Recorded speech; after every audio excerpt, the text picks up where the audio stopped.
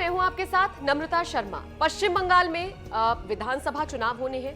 2 या 2.5 महीने का मैक्सिमम वक्त रह गया है और इसी बीच बीजेपी जिस तरीके से वहां पर जाकर अपनी पैठ मजबूत कर रही है, पैठ बना रही है, जनता के बीच अपने जो मुद्दे हैं वो पहुंचा रही है, उससे टीएमसी बौखलाई हुई है और साथ ही साथ टीएमसी को एक के बाद एक झटके दे रही है उनके खुद के नेता, उनके खुद के मंत्री। शुभेंदु अधिकारी टीएमसी छोड़ चुके हैं। इसके अलावा बड़े नेता, कद्दावर नेता में शामिल होते हैं लक्ष्मी रतन शुक्ला, उन्होंने अपने मंत्री पद से इस्तीफा दे दिया है। इसके अलावा और भी बहुत सारे विधायकों ने टीएमसी को छोड़ा है और आने वाले वक्त में भी टीएमसी का साथ, टीएमसी का दामन कई नेता, कई विधायक छोड़ सकते हैं।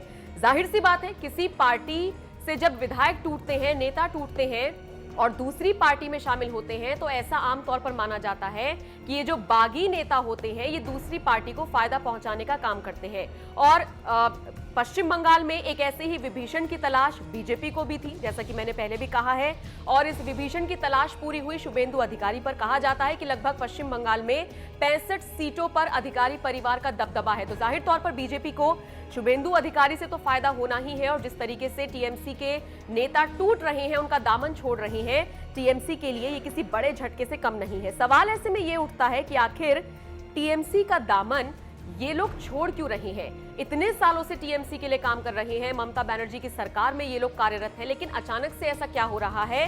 इस बार चुनावों में ऐसा क्या हो रहा है कि ये लोग ममता बनर्जी का साथ छोड़ रहे हैं? इसके पीछे का कारण तो मुख्य जो तौर पर सामने आया है वो ये बताया जा रहा है कि यूं तो बहुत सारी वजह है जिसको लेकर नाराजगी है पार्टी के नेताओं के बीच, पार्टी के विधायकों के बीच, लेकिन मुख्य तौर पर वजह सामने निकलकर ये आई है तृणमूल संगठन के अंदर जो ममता के भतीजे हैं और जो सांसद भी हैं, युवा कांग्रेस नेता हैं, अध्यक्ष अभिषेक बैनर्जी, माफ कीजिए, और चुनावी रणनीतिकार प्रशांत किशोर जो है, इनकी वजह से टीएमसी के अंदर जो उथल पुथल है वो मची हुई है। और जो नेता है उनका ये कहना है कि गुटबाजी हो रही है और प्रशांत किशोर और अभिषेक बैनर्जी की जो दखलंदाजी है वो हद से ज्यादा बढ़ गई है।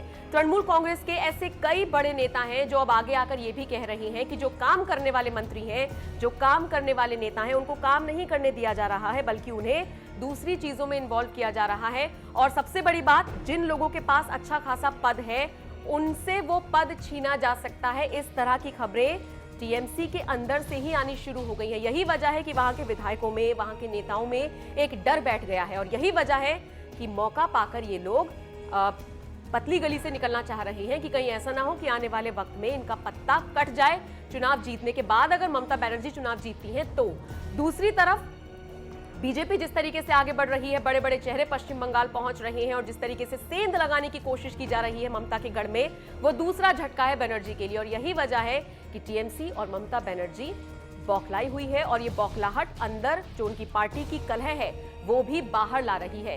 तो अब आने वाले वक्त में ममता बनर्जी किस तरीके से बीजेपी को चुनौती देती हैं, दे भी पाती हैं या नहीं, ये देखना बहुत दिलचस्प होने वाला है। और ये चुनाव सिर्फ दिलचस्प ही नहीं बल्कि बहुत ज्यादा महत्वपूर्ण भी होने वाले हैं। इस पूरी खबर को लेकर आपका क्या कहना है, कमेंट करके हमें जरूर बताइएगा।